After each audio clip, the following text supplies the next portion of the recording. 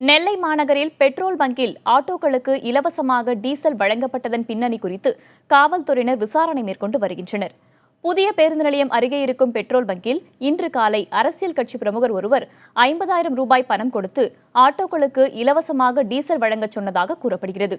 இதனால் 300க்கும் அதிகமான ஆட்டோக்களுக்கு இலவசமாக டீசல் வழங்கப்பட்டுள்ளது. இதுகுறித்து தகவல் அறிந்த காவல்துறையினர் பெட்ரோல் பங்கில் விசாரணை மேற்கொண்டனர். காலையில் 7:30 மணிக்கு டீசல் ஃப்ரீயாக போடுறதுன்னு சொன்னாங்க.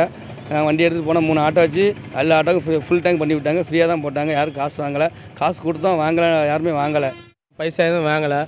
என்ன ஏதுன்னு கேட்கும்போது யாரோ ஒருத்தவங்க வந்து பைசா கொடுத்துருக்காங்க. அதனால் நாங்கள் டீசல் ஃப்ரீயாக போடுறோம் அப்படின்னாங்க. அது எல்லா இடமே நல்லா பரவி இன்றைக்கி ஒரு 300-400 ஆட்டோக்கு வந்து பீக்காலி பல்கில் மட்டும் டீசல் சும்மா போட்டுட்ருக்காங்க. புது பஸ் ஸ்டாண்டுக்கு ஆஃபர் போய்ட்டு வர வழியில் எல்லா ஆட்டோவும் நின்றுது. என்ன ஏதுன்னு கேட்கும்போது அப்போ லைனில் நின்று ஆட்டோ பெட்ரோல் போடுங்க ஆனாப்புல ஃப்ரீயாகவே போடுதோம் அப்படின்னு சொன்னாங்க.